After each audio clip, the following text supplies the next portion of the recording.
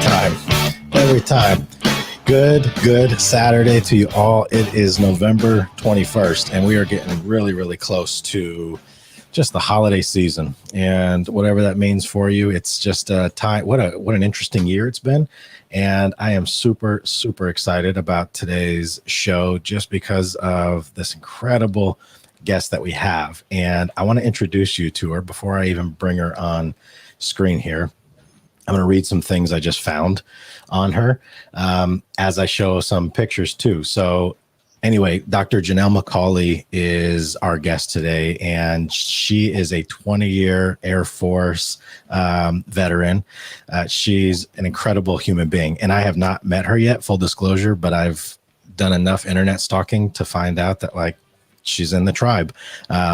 Super like-minded, incredibly aligned, and so an Air Force Academy graduate, over 3,000 flying hours as a pilot, retired as a lieutenant colonel from the Air Force, then went on to get really educated with herself and got her master's degree from Penn State, and then her PhD in the health field with human performance and leadership.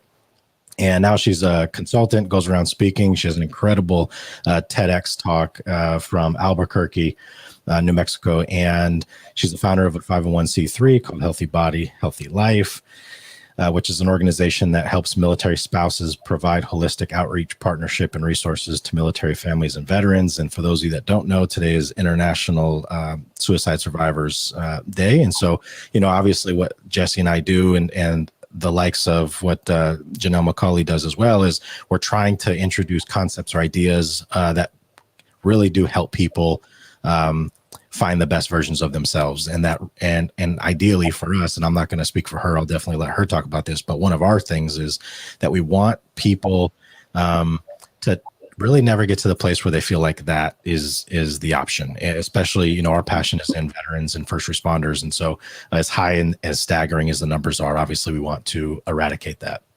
And then with her background as a certified wellness educator, yoga instructor, mindfulness researcher, and plant nutritionist, she now serves as a consultant for the Air Force, the Department of Justice, and several American companies. And she is married to another Air Force Academy graduate named Chris and has 2 kids, unless there's an update.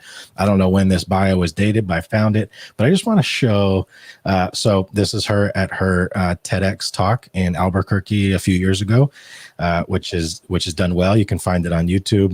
Great talk. And then I love this. I love this picture right here. Look at this. This is, don't get mad at me, Doc, all right? But the Natara Janasana pose, or known as the Lord of Dance pose or the Dancer's pose. And so, oh, wait for it. Here she is. All right. So welcome to the show, Dr. Jannell MacAulay and Jesse. It's good to see you. I know that's a long intro. Usually we don't do that. We just like start firing. But again, there was so much information on you and content that you have out there, which I love. And so I'm just super excited to have you here. So thank you for being here. Well, thank you so much for having me. I'm really excited to be here with you both. And thank you for that really awesome introduction. I don't think I've ever been introduced with so much energy and a little bit of cyber stalking, but you know, it's all good. It's all good. I'll pay you later for all those awesome things you said about me. You know, in all honesty, I remember coming across your page in LinkedIn maybe a year or 2 ago. And I honestly told Joe, like, man, I hope one day we can have badasses like this on our show. Like, I really did say that. And then just following you and all the work you've done. So it's an honor to have you. And it wasn't too hard to internet stalk you because, like, you've done everything. So as if all this wasn't impressive enough, I think the reason why it's cool we have you most importantly is what you do, right? I mean, it's a lot of things that you talk about, but what we focus on and trying to improve, you know, first responders and law enforcement personnel, we try to improve their lives because we believe if there's mental wellness, if there's a particular mindset, we can prevent a lot of bad things that are happening, one to themselves and two to everyone else. But you have found a way to tap this in to actually increase performance. And I think a lot of people are trying to do that, but you've really, it looks like you've studied it and you're in practice and you're doing it as an entrepreneur as well. So thanks for being on, but yeah, that's exactly why we have you here, as to talk about all things we can about mindset, mind shift, mental wellness and how it impacts performance. Absolutely. Absolutely. It's a privilege to be here with you both and get, some information out to your followers and listeners in this space. One thing out of my bio that you didn't call out was I'm actually the daughter of a 31-year police veteran. Wow. My dad was a detective and patrolman for over 30 years in Southern California. And so I kind of grew up, with all the good and the bad that came with being the daughter of a law enforcement officer. And, I think that also gave me an appreciation now that I do the work that I do for military populations to also understand that, law enforcement and first responders, like we all suffer from many of the same, degradations in our mental health just because of the job. Right. And so performance is so important, but also doing these proactive mental health strategies to really set ourselves up to be able to thrive, not just survive in these high stress and rugged environments. So yeah, near and dear to my heart to really help and give back to both those populations, the military and first responders.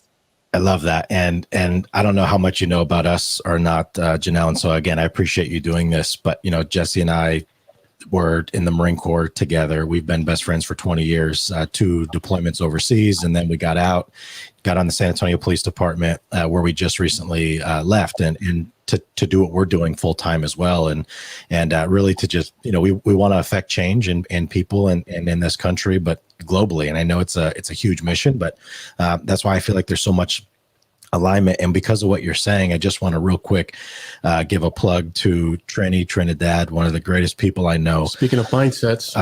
But this guy here, Jannell, in fact, I wanted to talk to you about this more offline, but I'm going to tease it right now. I would love if we could find a way, and I haven't even talked to Trini about this yet. It's his conference. I love live. Yeah. But he is starting it's called the International Keepers of the Peace Conference, and it's a closed circuit conference. It's only for veterans, police, fire, EMTs, and not even spouses allowed because the tagline is it's a badass conference with badass breakout sessions. And he wants to teach first responders about entrepreneurship, starting a YouTube channel, how to write a book.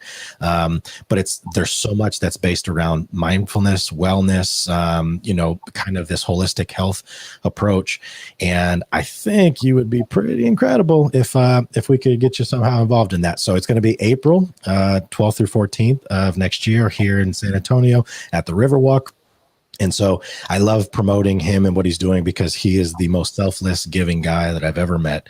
And so that conference is going to be really, really epic. But I want to ask you, Jannell, how much, because explain to me how when you're active duty, when you're in the military and you're a pilot and you have all these hours of flying and you're doing your thing, at what point was there that intersection of, yeah, I'm a trained pilot and I'm doing this job, which is amazing, but I think I need to also incorporate or learn about or saturate myself in this world of learning all things mindfulness, wellness, and then how do those two intersect? I'm super curious about that.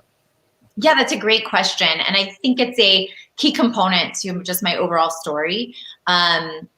Growing up, I had a lot of drive. I understood hard work. I understood, that in order to achieve like my dreams and successes, I just needed to not listen to the no's and kind of find my way to yes, especially as one of, an innovator in different spaces. I joined the military when there weren't that many women. I mean, there still aren't that many, but it's growing. And so all the challenges that kind of came with that. And in fact, I talk about this in my TED Talk, but one interesting note about, my dad and the messaging he used with me when I was younger is that, I was 7, 8 years old. And I distinctly remember that he would tell anyone, even strangers, that we would meet, that his daughter was going to grow up to be a submarine warfare commander or a combat pilot. And, these jobs weren't even open to women because this was the 1980s. But I grew up not understanding that society put barriers on anything I could do or be.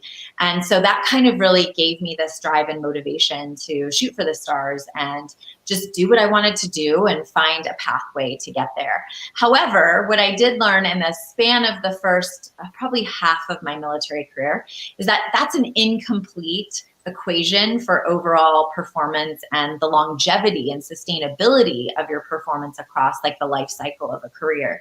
Because I hit a brick wall. And I think many of us, hit those brick walls. They find these spaces where I literally looked around one day and I had every success I had ever wanted, right? The promotions, I had the family, I had a good marriage, I had, everything I ever thought I had wanted, right? I was leading, I was flying, I was doing, serving. And I sat there one day and I really felt like I forgot how to laugh. I couldn't see the love that was right in front of me. And I was so busy trying to be perfect. I didn't understand learning and growth were in our mistakes and imperfections and failures ultimately. And so I had this incomplete equation for how I define success, right? I knew it took hard work. I knew it took proper resourcing and education and training and all those things. But there was a missing ingredient, which I went back to school right at that same kind of burnout point. And I remember sitting there thinking, what do I want to study? What problem do I want to solve? And I really wanted to understand better how we can thrive in these rugged environments that our jobs require us to operate in. But not only that, like life stress is pretty hectic for a lot of us. So how can we not just survive? How can we thrive? Right? More than ever, right? Yeah. So with my research, I really found that missing ingredient was getting command of your mindset. We can train 3 things as human beings: body, craft, and mind. And my entire career up to that point, we really focused on the craft, right? I needed to go through extensive schooling to become a pilot, as most law enforcement officers, right? There's these big training programs we all have. We understand body, right? We have to physically exercise to be physically strong. But no one had ever introduced me to this concept of getting command of your mindset, of training your mind to handle whatever can come at you, especially in these rugged environments and really environments of consequence where lives are on the line. So that's kind of, it was out of self-necessity that I started the journey, and then I just began the research, and then I just almost became obsessed with learning how to not only work my way out of this problem that I was in and this burnout, but then I realized as I looked around at my peers, the people I led, the people in my family that were also my brothers in the Air Force, my dad being a police officer, I realized the necessity of this for everybody. It's awesome. There's so much here to go on. Real quick, because the question came up, but I didn't want to interrupt, is if you had to rank those 3, are they completely paralleled and synergistic, or do you think that there is one that's more important than the other? Yeah, I think that they all need to work together. I think that training of craft is vitally important, right? None of us would be good at our jobs if we didn't spend that time learning about our technical expertise, our body, right? We all understand that. I think that the problem just has been that the training of the mind is a gap, right? Like most of us have never formally, right, had this formalized way of training our minds and making it part of the culture that we're in. So I think it's kind of this synergistic, holistic way of looking at our performance.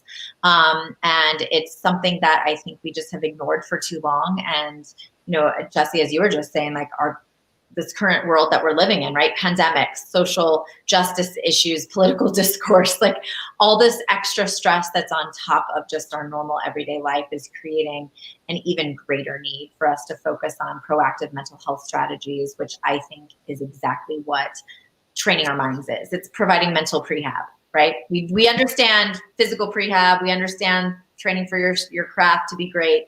Now it's just time to open up and unleash this new power to train our minds.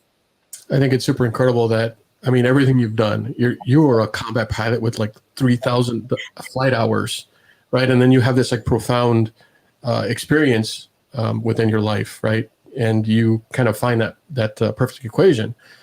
And I think it aligns perfectly with what we've been saying this whole time, is that this is good for everyone, right? And I think it's one thing to say like it helps you perform in your career, but in all aspects of life, because you were excelling in your career, right? But it was in your own self where you felt like this gap something was missing.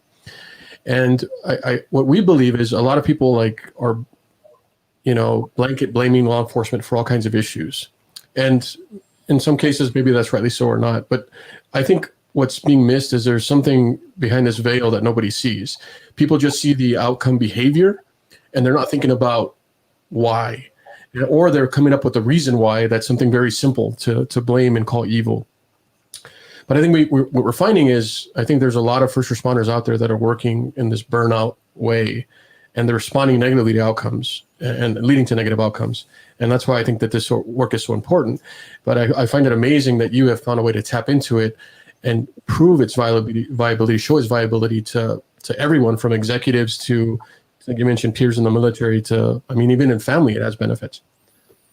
Absolutely. We have I think one of our cultural issues is, I call it a competitive stress environment that we work in, where we're almost valued and measured by how much stuff we're doing, right? How busy we are, how stressed out we are. It's almost like this pedestal you put people on because of how overworked they are and how they're in the hustle, and look at all the things that they're accomplishing. And what I really realized with the science and the evidence-based practices of people who truly do excel and push the boundaries on human potential is that that's not the answer. You know, like, the hustle is not the answer. And in fact, it's really driving us into the ground. And what I found with military members, and I'm sure this is very similar in law enforcement, is that the mission won't fail. Like, the people won't let the mission fail, right? They will sacrifice themselves in pursuit of that because it's service, right? Like, we feel a calling for what we do. And I think that's ultimately dangerous, right? You talk about, and I know you said Trini's conference is all about being a badass. That's actually one of the very first questions I ask in most of my workshops and speeches is, who wants to be a badass in life, right? Like, and really get after it and, you know, kick ass at no matter which hat they're wearing in life, whether it's as a parent or a spouse or a leader or the technical expert in whatever their career field is. Like, we all want that for ourselves, but the pursuit of that and accelerating that professional success usually leaves most of us sacrificing ourselves, and in particular, like, health and relationships. And so I just think that while it's not, and I won't say it's 100% solution, but I do think I have found a solution that can be very helpful for a lot of people. Yeah, I love that. And I love everything you're saying, because I created a wellness course for first responders that I was teaching at our in-service here in San Antonio. And it landed so well with the amount of people that I was able to get to come forward after. It was just a 90-minute class that as part of their in-service training. And they would come forward after and say, like, all right, that's like, you got me. I'm in, I give up. Like, I need help. Like, whatever you suggest, I'm going to go. But it's that willingness to be vulnerable, because, and then also like calling them out in a tactful way, but saying, hey, look, you know, what you've been doing isn't working for you. We've become so addicted to distractions and we've lost our way, you know, and I tell them, you know, we've become human doings and we forgot that we're human beings, and we've lost the ability to become present because we are so focused on either future tripping or anxiety about things that have yet to happen, or we're stuck on something that already happened that we have no control over. And I kind of give them this metaphor of like this pendulum that swings back and forth, and either side of center is where we're spending most of our time in our minds, and the fewest amount of time is at center where we're completely aligned. And I think, you know, this becomes, to your point, it's like we celebrate this idea that we are so distracted, that we're constantly obtaining or achieving or reaching. And it's like, oh man, look, they have it all. And it's like, they're probably some of the most unhappy people because it's never enough. Like you said, you achieved everything you set out to do. And then it was like, wait a minute, but there's still something missing. And it was incredible for your insight to have that. But I love what you said. And I don't remember if I read this or it was in your talk, but I wrote it just because, again, this is something that I wholeheartedly believe in, is you like, one of your goals is to help people find the best versions of themselves, right? Which again, everyone, we all have a best version of ourselves, but we're so terrified to confront it or to live within it, right? It's like, because we either listen to the noise or we listen to the chatter, or self-talk is so negative that we will purposely like keep ourselves down instead of like being bold and taking risks to do things that are best for us. So yeah, and then now my question after all of that, and you can speak to whatever you want on that, but my question now is, how do you incorporate all of this research and work you do? Because my mind goes to your children, right? And I don't know their ages. I've seen pictures. I imagine they're a little bit older now, but how do you have mindful moments throughout the day with your kids and or after school? I'm just curious about how that looks in like application. Yes. So my kids are now 8 and 13. And so they're right in that age frame where, my example and the practices and habits that I'm kind of creating for them and for our family are going to be so important. The messaging, right, we use with our families. And when I talk about leadership in a lot of my workshops and speeches, it's really about the leadership in both sides of your teams, right? Those in your professional space, the people you lead, your peers, your teammates, and then the people at home, right? Like we're all leaders at home as well. And we have this opportunity, especially if we have little people, right, in our world that look up to us, and we can use messaging with them that will instill and create more stress in their environments, or we can start instilling skill sets and habit patterns that can help them understand their environment and their stress in a different way. Like I like to teach that stress is a perceived emotion. Mm-hmm. We have complete control over how we see and interact with the stress in our environment. It does not feel that way many times because our minds are very powerful, right? They like to mentally time travel. They're absolutely fantastic at it. And so we have to do something, especially in our current climate where there's a lot of extra things that come at us that provide reasoning for more stress and overwhelm. So this is why I use a lot of these techniques with my kids. And to be perfectly honest, it helps me, right, as well. So for example, I have a technique, I call it go to the cloud. And really what it means is stop, breathe, refocus. And I taught it to my young airmen. This was how I started the journey of teaching them mindfulness, because I didn't want to jump in day one and just say, hey, I practice mindfulness. It's really important to me, so I'm going to teach it to all of you, right? I led 400 people. And most of my senior enlisted members probably would have mutinied if I started like with this policy that you will do this. So instead, what I did was I taught them about stress, right? I taught them about their stress response. I taught them about the physiological sensations they're doing, that happen when they're under stress. I taught them about the amygdala and emotional versus rational responses. And then I told them, when you feel that overwhelm, now a little bit of stress is good, right? It's called eustress, the stress to get your edge, right? You want to be a little activated because then you're telling yourself, this is important to me. Like whatever I'm about to do, like means something, and that will help you perform at your best. But as we all know, too much of that activation causes distress, and then we are degraded in our performance. And so I taught them all how to understand that. And when they felt like they were getting that overwhelming amount of physiological sensations and responses to the stress in their environment, to do a thing, create a habit around this idea of go to the cloud. And what that meant was stop, take a deep breath or 2 or 5, whatever they needed, and then refocus on what's important in that moment. And so I use that with my children as well.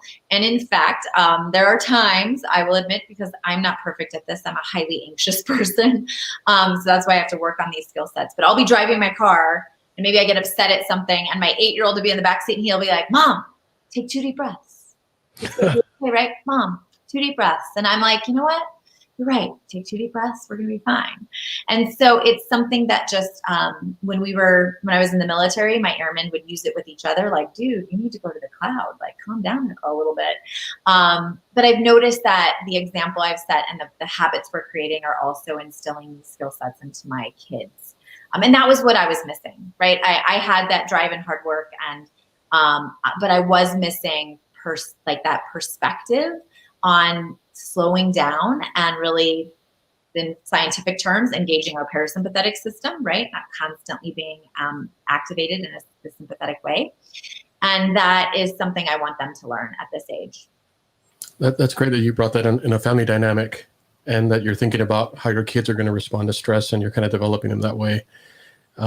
Something I found interesting is that you said you were kind of teaching this to your airmen, which is like the, your lower level enlistment that you can have, and you had a lot of people, underneath you at different ranks. And I think we both are familiar with the cultures that we're involved in. Both military and, law enforcement are kind of similar. What do you think is the biggest barrier to addressing this culture to get them to start thinking this way and behaving this way for organizations that have this type of culture, I guess? That's a great question. One of them, so I'm going to answer that in 2 ways. One of the most limiting, so what we're talking about is leadership, right? We're talking about leadership destigmatizing something that has been seen as soft, which we all know that mindfulness, mindset training, training your mind, whatever whatever label you want to put on it, is difficult. Like, this is not, it seems like a soft skill, but these are hard skills. Like, if everybody knew how to train their minds, like, we'd all be emotionally regulated. We'd all be like able to connect. We wouldn't be stressed. We'd be high performing, but that's not the case, right? That is not the world today. Peace. Right? Like, we are emotionally reactive to almost everything that's going on in our world, and everyone's burnt out and stressed and, like I said, a competitive stress environment. So these are hard skills, and people think, oh, it's just taking deep breaths. Well, that's step one, right? Step one is just learning how to tap into your breath. Step two is now training your mind, and I call it mental push-ups. That's one of the most effective ways I think I've been able to explain and execute this type of training with these types of populations, because they get physical push-ups to build physical strength. So if I tell them you're going to do mental push-ups to build mental strength now and be more badass and high performing, they're like, okay, I'm listening, right? Like, this is going to help me be better. But I still think leadership matters, because what I found is that with a lot of units that I work with, especially training environments, right? If our instructors at, say, the police academy had the new recruits come in and they said, hey, before we begin our class for today, we're going to do, a minute of mental push-ups. And they would be like, wait, what? We're going to do what? And the instructors were like, yeah, you want to be a badass like me, right? We do mental push-ups. This is just what we do. We train our minds. So here we go. And then you teach them how to do it. And then every day it becomes a habit. You train your mind at the beginning of the day. You train your mind in the middle of the day. You train your mind when you do your physical push-ups later at the end of the day, right? Then it would just become a cultural thing, right? We do mental push-ups to do our jobs. It's part of our training. However, we get a lot of leaders that are like, yeah, I'm going to do that. And then the second factor is called FOPO, and it's called fear of other people's opinions. And it's my colleague, Dr. Michael Gervais. We run the Warrior's Edge program, which I can talk about later as well. But he's really done some research into this idea that the number one restrictor on our potential as human beings is fear of other people's opinions, right? We're not going to, like you were just saying, you have to step out of your comfort zone. You have to take risks a little bit. And we're unwilling to do that because we fear, and our mind tells us stories about what we think other people are going to think about us. And so I can give a great kick-ass workshop. They'll be like, yes, we're going to do this. And then the first time they do it, they're doing their mental push-ups and they look and they see one dude over there. 20 people are totally enjoying it. But there's one person over there that's like rolling their eyes, like, this is so dumb. I really don't want to do it. Now, first of all, we don't really know why that person's not into it. Maybe they're just having a bad day. But the story in our head is going to be like, oh my gosh, everybody hates this. And then they never do it again. Yep. So that's what I think the challenge is the leadership understanding the need for it, destigmatizing it, using different language around it. And then the second one is getting over the FOPO and just creating habit patterns and making it part of the culture. That's such a great answer to that. And it's the same exact experience. Again, as you know, there's so many parallels between what is the military and policing in this country. And so it's again, they're typically type A types, and they have an idea of the way the world should be, and they have an idea of what being tough means, and this is regardless of gender. And so when I was teaching this class, and I would give them verbatim the definition of wellness and the definition of resiliency, and in the definition of resiliency is the word toughness, which I was like, I hate that they put this word in this definition, because I think we've done ourselves a disservice in these professions of creating this arbitrary definition of being tough. Being tough to us is like suppressing your emotions, not communicating your needs. Like, forget the fact that you have years and years and years of repetitive exposure to trauma. You don't go to therapy. You don't talk about it. You don't process it. Like, you're tough. And it's like, that is all ridiculous. Like, and so we have to be willing to challenge the BS, right? The belief system, which is that, you know what, I would invite them and I would say, hey, look, being tough means that we would do these micro habits. Like, we would develop these daily micro habits to say, I'm going to start working towards this. And one of the greatest things, to your point, that you were making, is I would have a room of 50 or 60 police officers.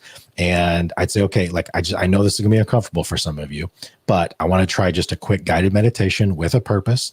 And I would ask them to just relax, close their eyes. And I would like work them through this just mindfulness or this meditation exercise, and I would look at the room scanning them, and every week there would always be just someone that's kind of like scanning around to look because of that FOPO, because of them thinking like, is everyone else doing this? And like, is he looking at me? This is super weird. Why would I do this?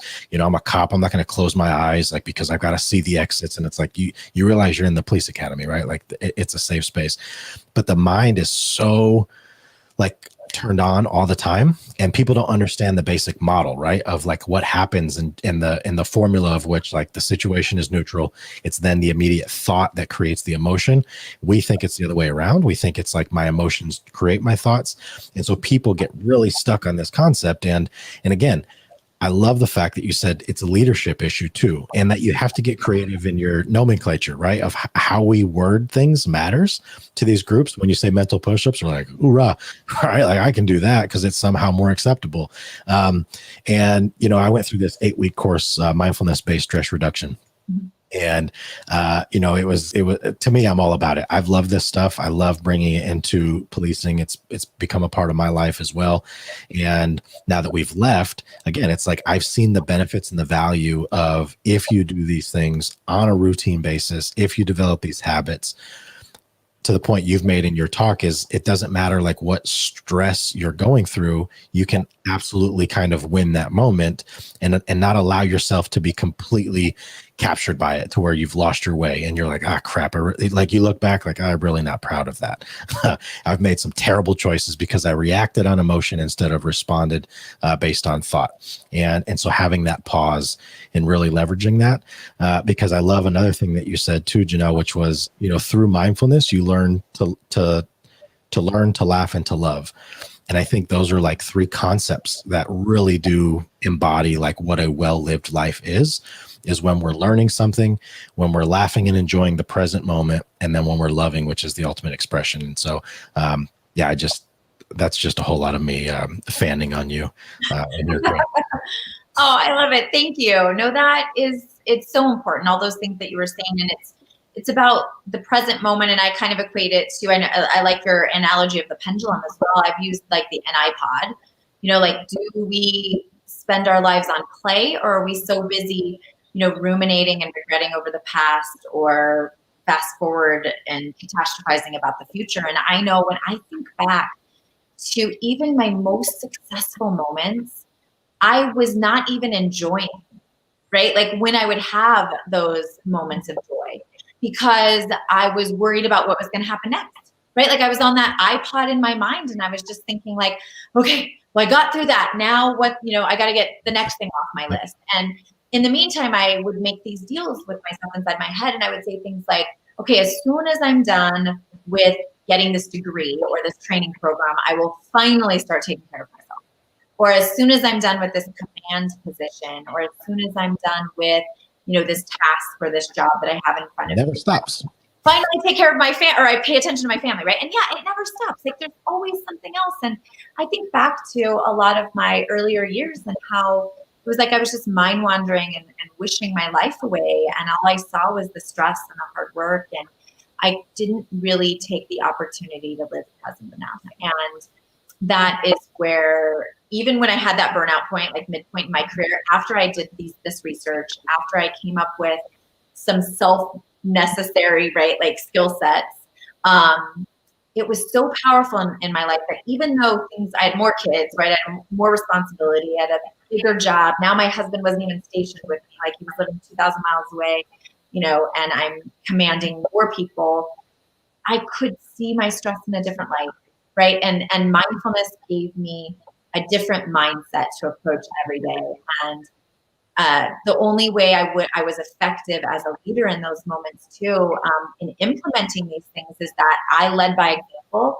And people want to know, like, they're like, how are you not losing your, what right now when everyone else is? Like, how can you stay calm? Or how are you able to manage your time better and your productivity when everybody else has to work every day of the weekend to stay caught up?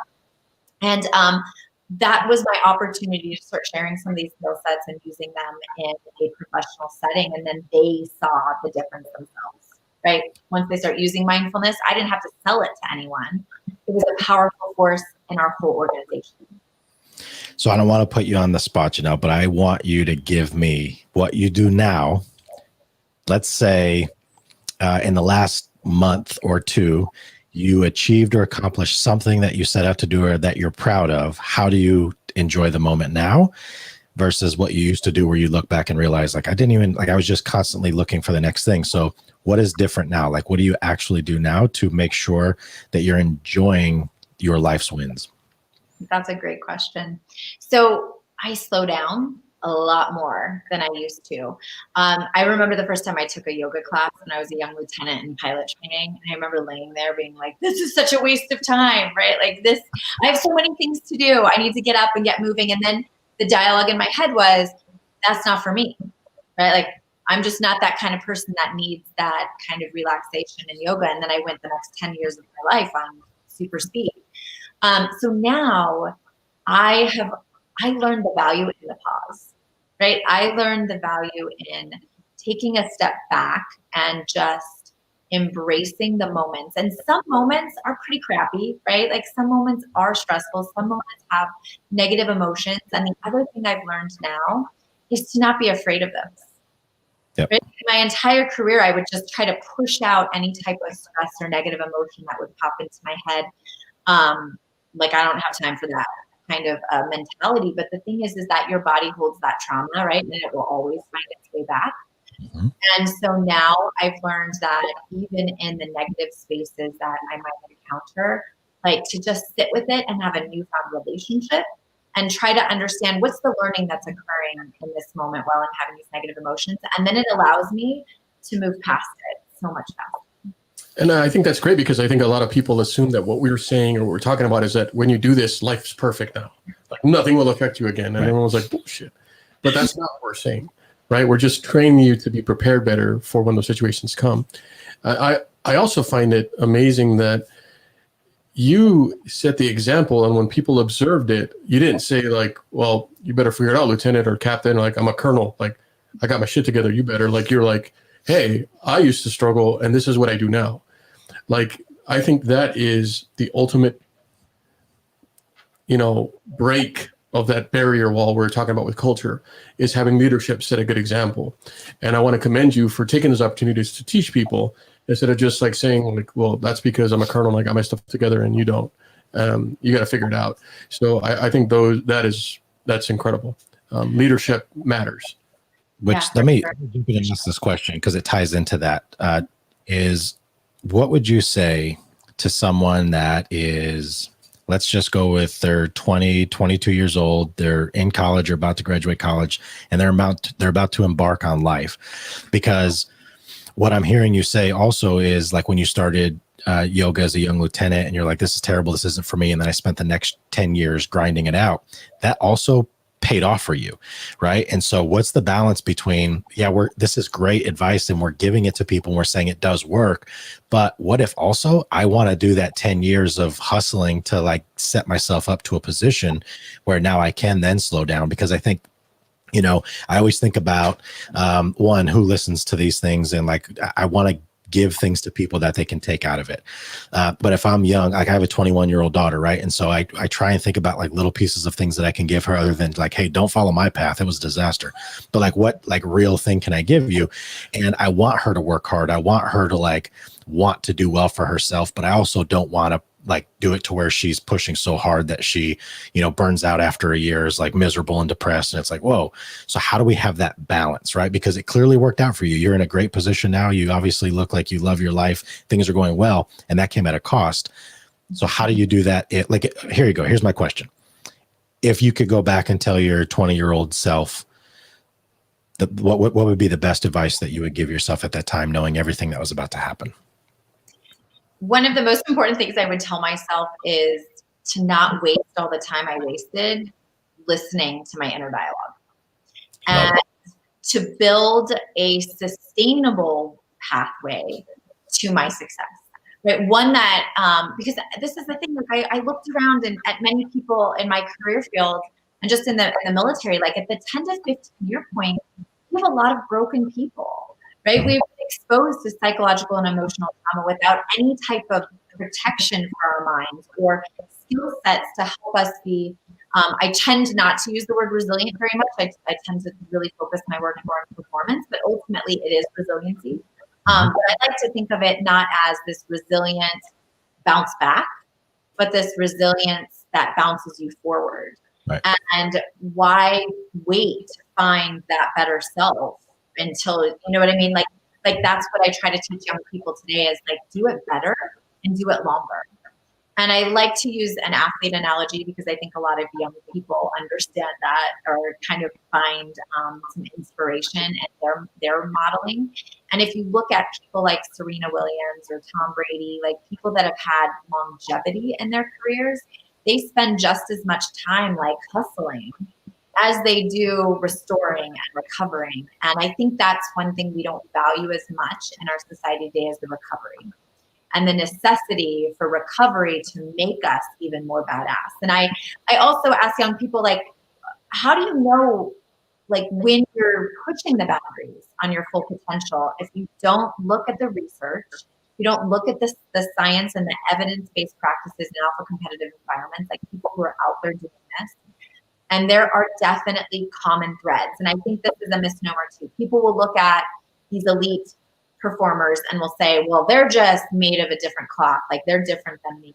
And what I found in my research is that they are no different than any of us, right? The human being is the same. The difference is that they've gotten command of their mindset to shape that long-term pathway to be high performing and find where their best self lies, right?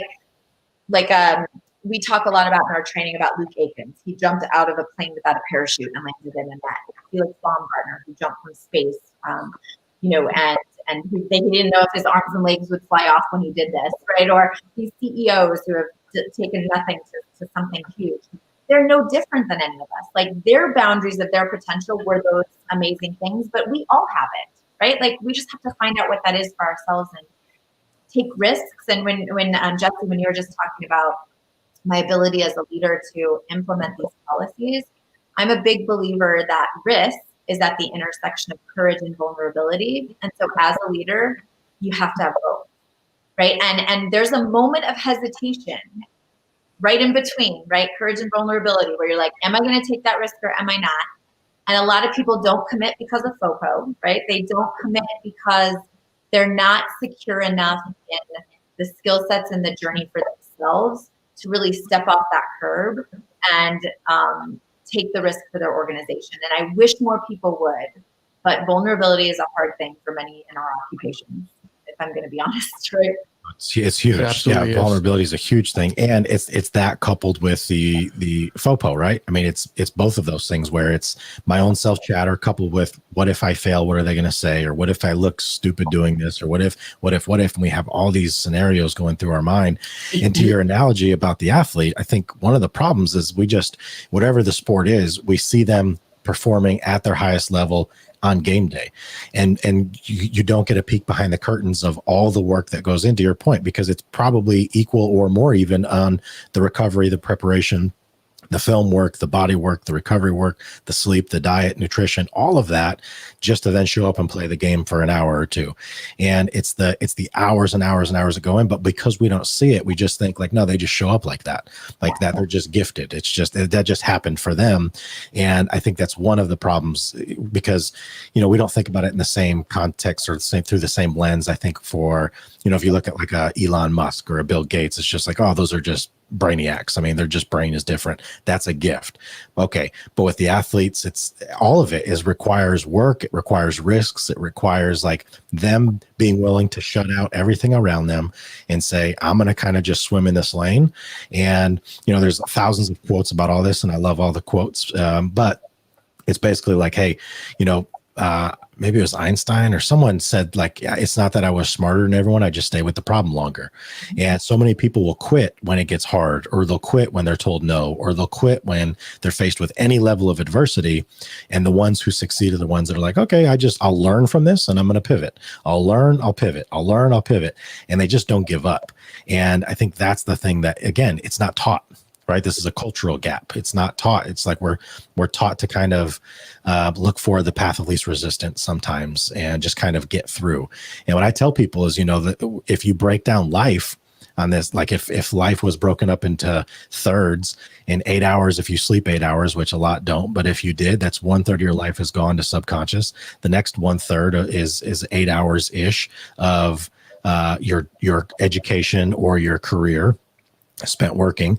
And so then the last 1/3, about half of that is estimated to be just on maintaining the life through eating and hygiene and all that. So how much time do you actually have, right? In your days of your life and many. And so people don't think about it like this. We just tend to think like, and I tell them like, you're just living in this like habitual cycle, oftentimes of just good enough's good enough. And it's why I think we have so many people who are depressed, honestly, or feeling just like in this space of just or let down, and we've just accepted this idea that like good enough is good enough, and we've lost the desire to like want to become our best selves because it is so buried down behind so much fear that we've just given up on this idea that it could ever happen, or because I'm too old, or I'm too out of shape, or I'm not smart enough, or whatever it is.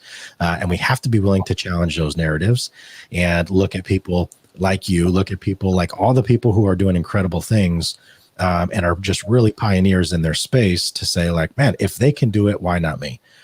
And I want to work towards it, right? And just not give up on that. So again, I commend you for everything that you've done so far and what you're going to continue to do because you're still very young. Absolutely. And Elizabeth, who this is no offense, she's an incredible. She liked you up until Tom Brady. She's a big cheesehead. So I am actually a Green Bay Packer fan. My husband's grandpa was the coach. Friends. Yeah. I'm a Green Bay Packer, but I do work with Pete Carroll and Seattle Seahawks. So I'm and you're also smart. Of course you do. Of course you do, Jannell. You know what's interesting? Some of the people I find myself most like drawn to. I don't know if you're familiar with Ryan Holiday. I'm a big like believer in stoicism. Mm-hmm. Yeah, so he's always talking about, oh yeah, I was out with Pete Carroll talking. I'm like, of course you were. So I love that. It's big philosophers. Yeah, I've been so it's like a hobby for me to learn about the mind and neuroscience and just again how we can leverage understanding, oxytocin and dopamine and cortisol and what's what and why and how we can bring that into our professions. I think it's so important that we're taught all these things. And I won't go on my long soapbox, Jannell, but just so you know, I've been like, hey, we need to change this in the public education system. We need to be teaching kids way different because I don't believe we teach kids how to adult in this country. I think we teach them how to pass tests. And then in our police training academies, I think we need to shift that as well. There needs to be some reform and there needs to be way more focus spent on what you're talking about here today.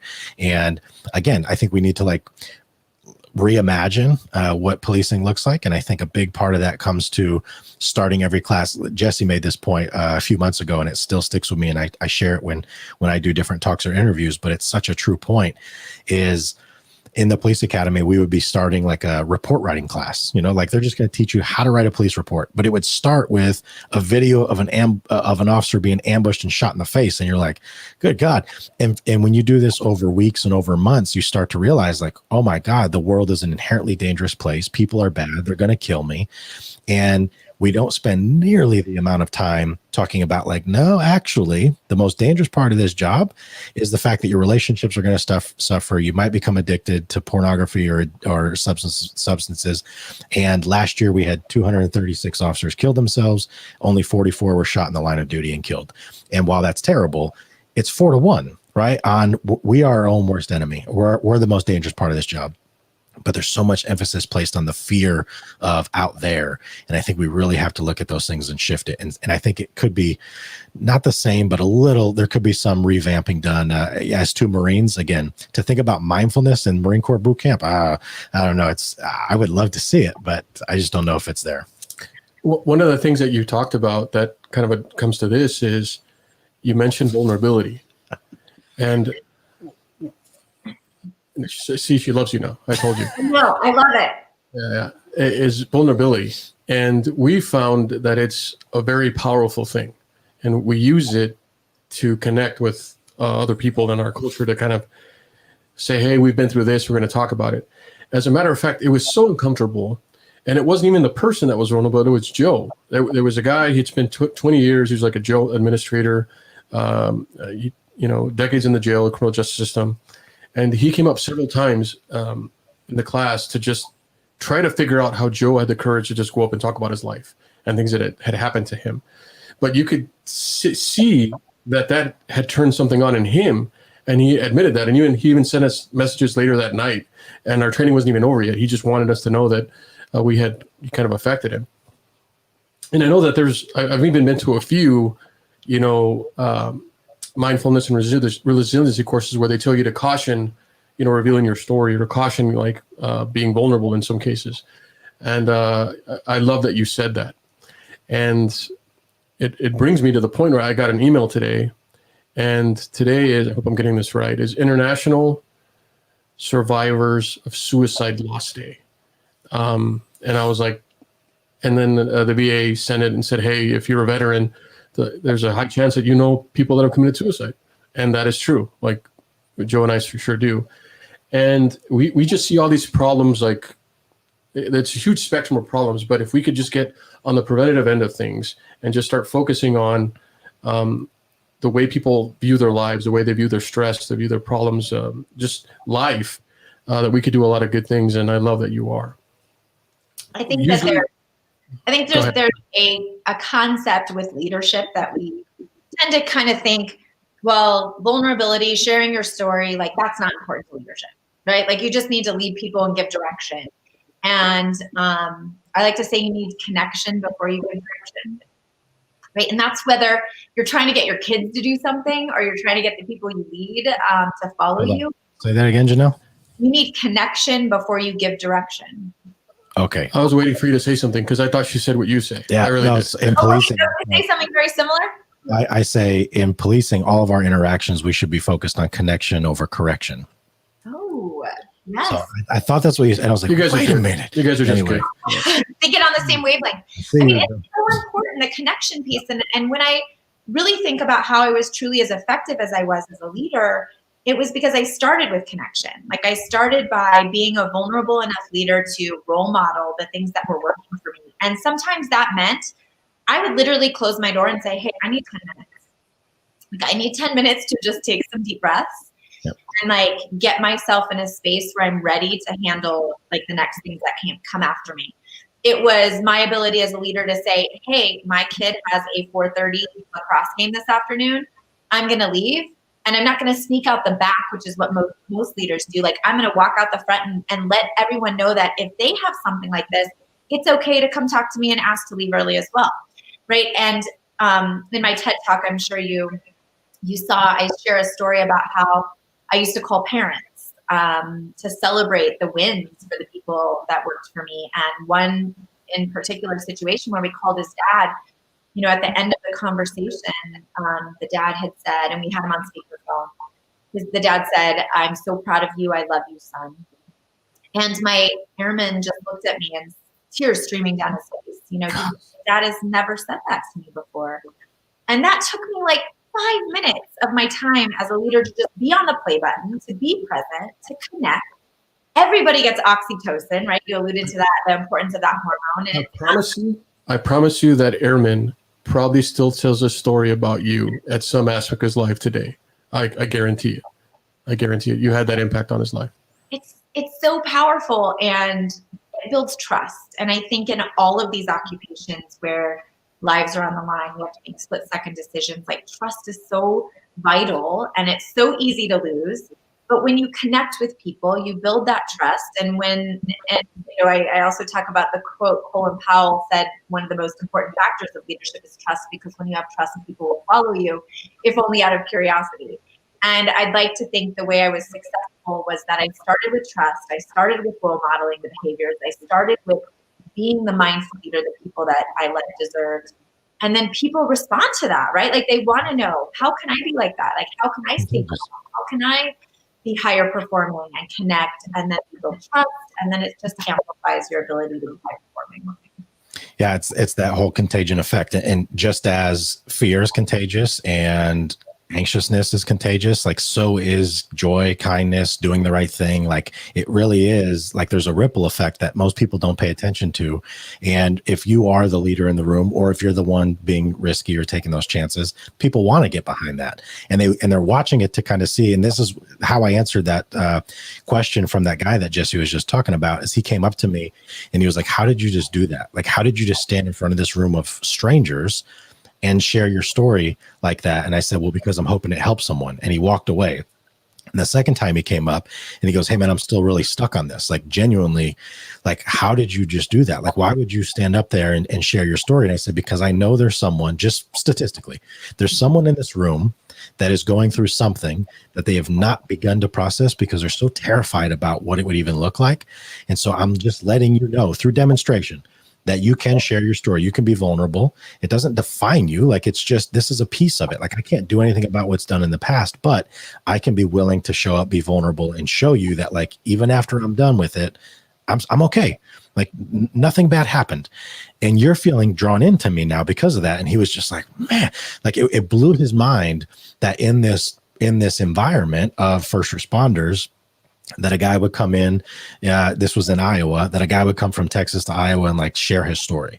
And again, I think it's such an important piece that a lot of people are just so afraid of, because, and it's such a weird dynamic too, of once I reach a certain level, whatever that is, I think it's arbitrary, but once I make this promotion, or once I'm the leader, or once I'm at the top, or once I'm in mid-management, then somehow I have to change, and we lose the, like the whole humanistic approach to everything. It's, well, because now, and we have an excuse for it, right? And the other piece of the connection over correction that I would use is, I would say, on every situation, we must first focus on the person, not the problem, right?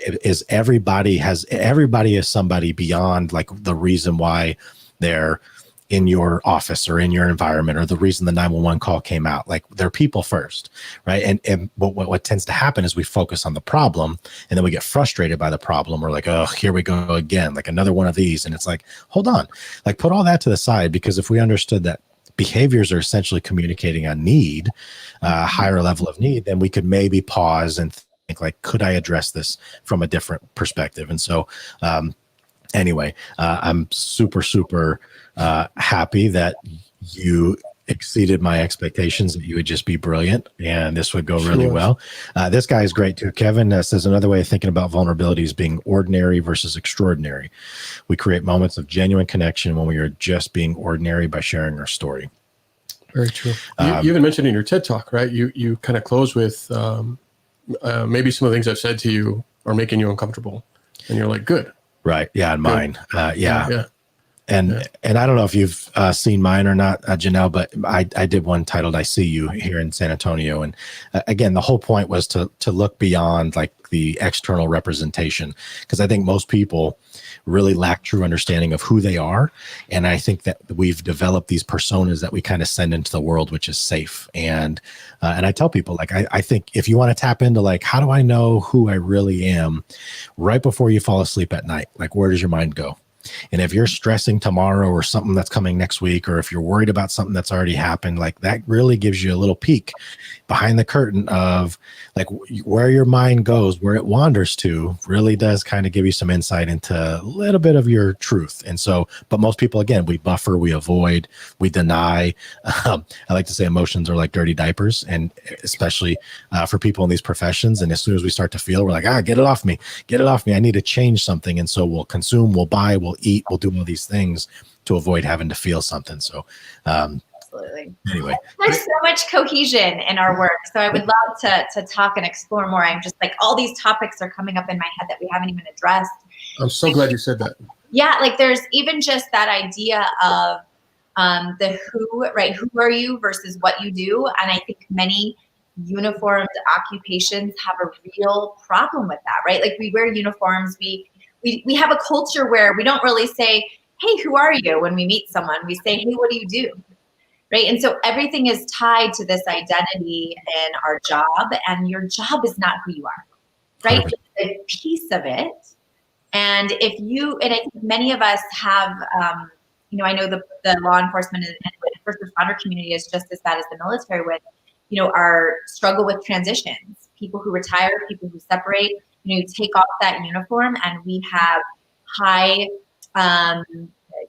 incidences of suicide, of maladaptive coping, seeking out high-risk behaviors. And much of it is because we've never learned to find out who we are without that uniform, nor have we ever spent enough time exercising the parasympathetic and becoming comfortable with our lives in a pause. And so I think that that's a big portion of the work that I do, as well as helping people identify that. And it's so important, so important. And thank you for the work you do. And I already have ideas for our podcast interview. I know your time is valuable, right? We've been on an hour. I think we could talk to you forever, and I hope we will get to talk in the future. I think we will. And I really want to get Trini on with us also. Maybe we can set that up. But usually about this time, we do something on the show, and that's we put it on the spot. We put it on you. We put you on the spot, I should say. All right. And we give you an opportunity, and anything you want to leave the audience with, the viewers, to kind of, if any piece of knowledge, anything that's on your heart right now, or anything you want to give, a quote. Joe always does quotes. Whatever you're comfortable sharing, we'd like to give you this spot right now to do that. And also let people know where they can find you. Absolutely. I think the last thing I just want to share with your viewers is, do you command your mind, or do you let your mind command you? And I know for many years, I lived in this world where I would tell myself that I was doing all the things I needed to do. I was being the person I needed to be. And I'm just going to share one last story about, and I shared in my TED Talk, a moment I had with my son, where I was a commander, and I had told myself every night I was going to be there for bath time and bedtime with my kids. I may not make dinner because I was very busy and I had this huge responsibility as a professional, but that was going to be really important to me. And so every night I did. I was almost every single time there for that moment. Until one night when I was giving my son a bath, he stopped me and he just looked up at me, put his tiny little hands on my cheeks and just said, "Mommy, why are you so sad? I really love you, Mommy." And it was in that moment I realized, instead of being present with him, laughing and loving and learning more about him, I was mind wandering and distracted. I was thinking about my worries. That is where our minds go. And in fact, the research will tell us almost half of our waking moments we're not paying attention. So how much of your life are you missing? I don't want you to miss your life, especially those of us that operate in high stress environments where we don't have the luxury to be error prone or miss things or make mistakes. Like, we need to be in the moment. And so it affects our professional landscape, but also those relationships at home. And I want all of you to thrive in those environments. So I just want you to think about that. Do you command your mind, or does your mind command you? And learn and maybe embrace some of these skill sets that Solution Point shares. My work really focuses on, so that you can, stop building those catastrophes inside your mind and live more in the present moment to be your best self. So I would love to connect with any of you. I'm on all the social media platforms. You can reach out to me, and that way I have a website, JannellMacAulay.com. Additionally, my program Warrior's Edge, which is focused on building a high performance mindset for people who operate in high stress environments. So we focus a lot in military populations. We're just now starting to use our programming with law enforcement, first responders, healthcare workers. In fact, if you have anyone right now that's listening that is on the front lines of the COVID-19 crisis we're facing, we are offering our digital program for free. So wow.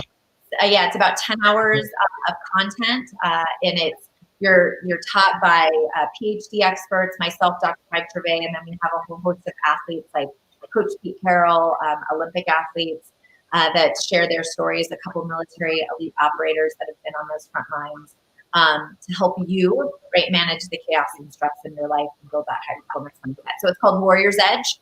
And if you go to Warrior's Edge or email warriorsedge@competetocreate.net, or go to the competetocreate.net website and click on the Warrior's Edge tab, you can find a way to access and get the training. So I would love to. I feel like I could talk to you guys forever about all these. Yes. Maybe we can get Amaris to put all those comments in here, or send us the information. We can put it on our social media for you also. Absolutely. Yeah. Beautiful. Thanks for spending time with us. And I felt like you were maybe talking at me, or your little monologue there was kind of perfect timing.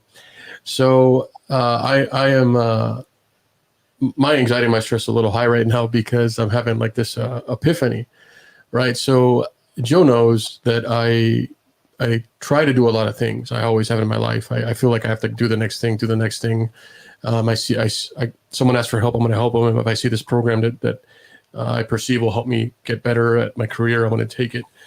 And my wife has done a really good job of like handling things at home to kind of provide me that cushion to do so. And I get so consumed in that. And I think I'm having a learning lesson now because my wife had surgery recently, a procedure, and she is kind of immobile and out of it and pain meds, all the things. And it's just me and the boys kind of trying to get through life over these few days. And I really see how maybe I haven't been present to see and value how much she actually does when I'm doing all these things. So that was a great thing for me. And while your moment was your son putting his hands on your face saying, "Why are you sad?" I think my kids have often looked at me and can see the stress on my face, and they want to know, like, is it okay to approach dad or not, like with everything he's doing? And I don't think it should be that way. So I love that you said that. That hits for me. Also, right, what today is means a lot to us. Joe and I lost a fellow Marine veteran to suicide. And he was a good friend of ours, and we're very close to him. And it's with us today. We also know a lot of people that have committed suicide. And then in our line of work with what we did, we responded to people that were either suicidal or had completed suicide. So all these things are happening right now. And I love that there's people in the world that have these things, and that's for everyone. And we want to reach everyone. And I love that this show happened, this particular guest. I've like I said, I followed her for a long time, and I never thought we could get her on. I think it's awesome that we did. And I also think that there's a lot of synergy here, and I look forward to what the future brings. I'm also grateful to be back on. It feels good to be in front of you guys. So we've been very busy, and we're going to continue to be. And that's what we signed up for. Joe, what you got? Yeah, when Jesse told me that we got you, Jannell, I was like, stop. I'm like, yeah, right. He's like, no, I'm talking to people, and I think it's going to work out. I was like, what are you, like, really? I was so excited. So anyway, I appreciate you being here again, Jannell. And for those that don't know, like, text me, connect with my community. We're growing. It's doing good stuff. I appreciate the ones that have done that. And I'm going to, my quote to leave you with is from Thich Nhat Hanh, because it's fitting for today. But he says, to think in terms of either pessimism or optimism oversimplifies the truth. The problem is to see reality as it is. And I think, we don't have to be in these camps of like one or the other, or I am this and we identify as one or the other. I think just learning how to fully become present and accepting like each moment as the first and last that it's ever going to be, nothing to ever be like, we overcomplicate, I think, things in life, and unnecessarily. Right. And I know that 2020 has been difficult, and I know that relationships are hard, and I know that people are difficult when two or more come together. And I know there's a lot of challenges that people are facing. But I also know that the human spirit is alive and well, and that if we have a willingness, there's plenty of opportunity. If all you need is to look at people like the great Dr. Jannell MacAulay and say, like, oh, like that, I'm hoping that somebody at some point or will share this and it'll connect with someone, whether they're a mother or they're in the military or they're a father or they're in a first responder capacity or they work at a bank. Like, it doesn't matter what it is. This is people centric, right? And what we're really talking about is learning how to self-identify with the truest version of yourself, which is that you are inherently good, that you deserve love, and that life, while it's chaotic around us, maybe it's mostly chaotic in our mind. And the way we perceive things really does tend to overwhelm us. And it almost convinces us rather of this unsafe world where things are bad or everything is dangerous or whatever it is. So just, I don't want to sound preachy, and maybe I'm getting too close to that, so I'm going to back out of it. But I want people to have some level of hope or feel inspired that we aren't just people talking at you. We're inviting you into an opportunity or what could be possible. And again, I've never met Jannell before. I've only seen her work online. I followed it. I've read about her. I took some notes, and I got excited about this episode. Usually everyone that we've interviewed has been people that we know, we've met, we've hung out with. And so it's like, hey, let's just pop on. We're going to have a conversation. And so this was fun for me. But now I'm like, oh, like I want to go hang out, and not because she showed her view before we went live. Yeah, not for you there's guys some to context see. you guys don't know about. If she were to turn her camera around, you would understand why we want to be where she's at so badly. Yeah, but you're not allowed. That's just VIP access. That's sorry. So you guys are always invited. Well, we'll do a retreat here. Love it. But Jannell, again, thank you so much for your time. I really appreciate the work you're doing, honestly, because I know that